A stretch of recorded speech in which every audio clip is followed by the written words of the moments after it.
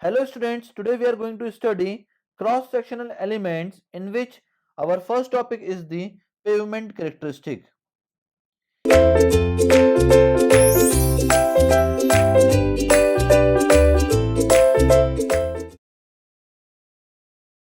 Now in pavement characteristic, the first topic is friction. Now what do you mean by friction?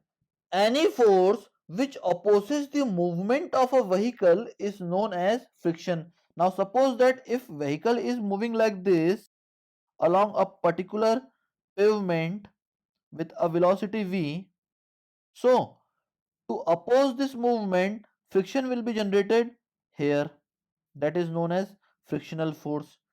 And its magnitude is generally equals to F into N. That is the coefficient of friction, small f, and N is the normal reaction which is acting here. That will be the value of N. And here, the weight of the body, that is mg, will be acting. Now, in friction, the first type of friction is the longitudinal or rolling friction. Now, what do you mean by longitudinal or rolling friction?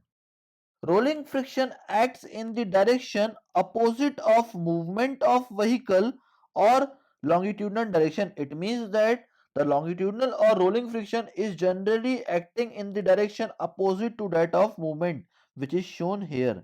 That is the rolling friction or longitudinal friction. The longitudinal or rolling friction supports movement of vehicle because for the movement of a particular vehicle it will require some types of opposing force that will help in the movement of the vehicle.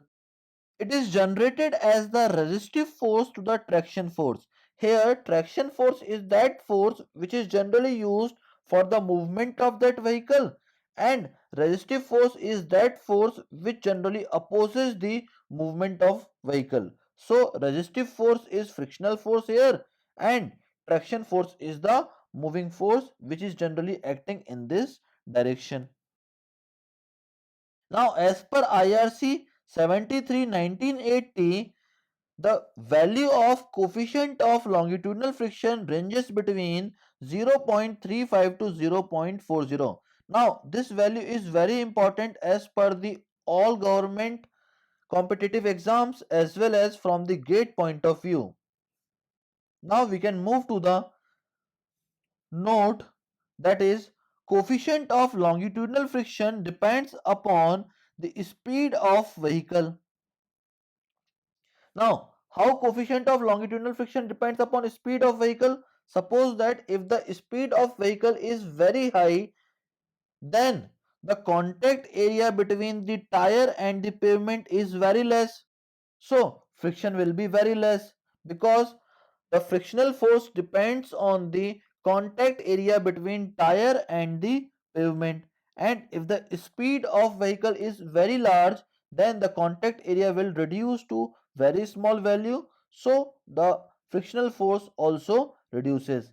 But if the speed of vehicle is very slow, then the contact area will be very high.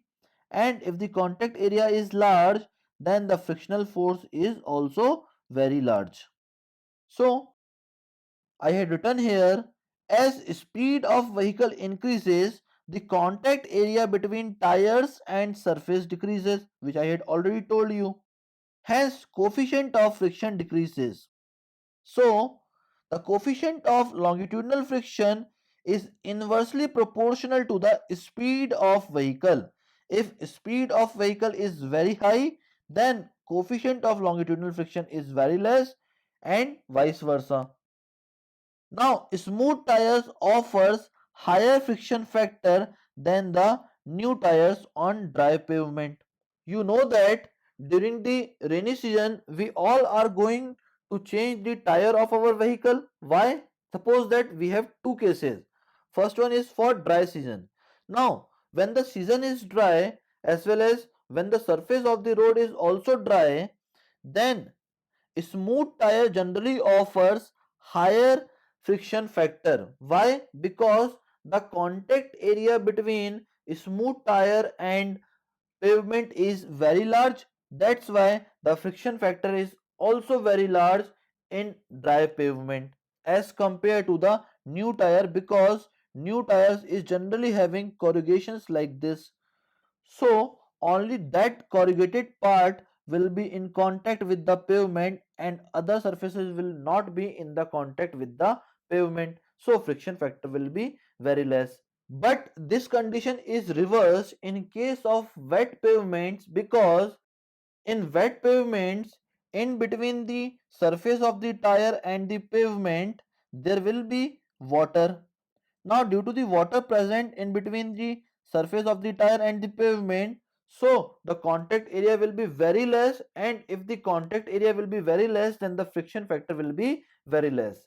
But when we used new tires in case of wet pavements, then these corrugations will comes in contact with the pavement, and due to which friction factors increases.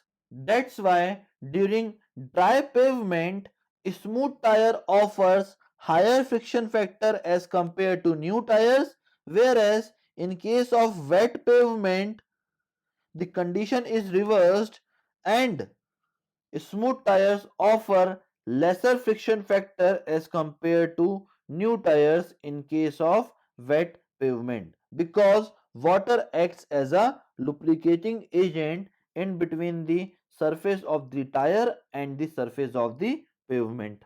Now the next topic is the lateral friction.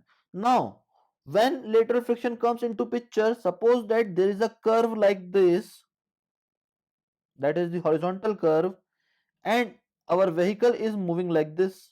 Now when vehicle is moving along that curve, there is a tendency of vehicle to move in the outward direction like this. Now to counteract this outward movement, there will be a frictional force which comes into play, which will balance this outward movement of the vehicle, and that friction is known as lateral friction, and the coefficient of friction along this lateral direction is known as F lateral, and as per the IRC 73/1980, its value is 0.15. So the value of longitudinal coefficient of friction is 0.35 to 0.40, and the value of coefficient of friction in lateral direction is equals to 0.15 as per IRC 73/1980. Now the next topic is skid and slip. Now what do you mean by skid? When the rotational movement of a wheel that is shown in this diagram is like this, is less than the translational movement of that wheel, then it is known as skid. Now it generally takes place during braking operation. When we applied the brake to the vehicle, the rotational motion of wheel will stop, but the translational movement of vehicle will go on to some distance, and in that case the rotational movement of wheel is less than the translational movement of the wheel. So skid will takes place during braking operation. Now what do you mean by slip? When the rotational movement of wheel is greater than the translational movement of wheel, then slip will takes place. Now during acceleration of the vehicle, generally slip will takes place. Now suppose that you had pressed the clutch of the vehicle and you are accelerating the vehicle. Now what will happen? The rotational movement of the wheel is continuously goes on increasing slowly and slowly, but there will not be any translational movement, and you suddenly release the clutch of that vehicle and the slip will takes place. So when rotational movement is greater than the translational movement, then slip will takes place, and it generally happens during the acceleration of the vehicle. Now the next topic is light reflection. Generally, black road has poor visibility at night but no glare effect at daytime, whereas white road, that is rigid pavement, has good visibility at night and glare effect at daytimes. So both roads has its own advantages and disadvantages. It means that the black road, that is flexible pavement, has poor visibility at night but is having no glare effect at daytime, whereas the rigid pavement, that is white road, is having good visibility at night but having glare effect at daytime. Now if we take the all parameters, then overall rigid pavement is better for light reflection point of view. The next topic is unevenness index. It is cumulative vertical undulation, that is sudden rise or fall per unit horizontal length of road. It means that suppose that our pavement is like this, that is the pavement. Now the total vertical undulation, that is the upward distance as well as the downward distance. Similarly, the upward distance as well as the downward distance. So if we add all these values, that is sudden rise or sudden fall per unit horizontal length of road, then it is known as unevenness index of that road, and it is measured by bump integrator, which is developed by CRRI, which we had discussed in the Jaker committee recommendations. Now as per Indian Road Congress, in this table, unevenness index in mm per kilometer is shown in first column and the type of pavement is shown in the second column. Now, if unevenness index is less than 1500 mm per kilometer, then it is a type of good pavement. If the unevenness index ranges between 1500 to 2500 mm per kilometer, then it is a satisfactory type of pavement. If unevenness index ranges between 2500 to 3200 mm per kilometer, then it is a bad pavement, and if unevenness index is greater than 3200 mm per kilometer, then it is a type of uncomfortable pavement. That is all about the cross sectional elements. Thank you very much, students.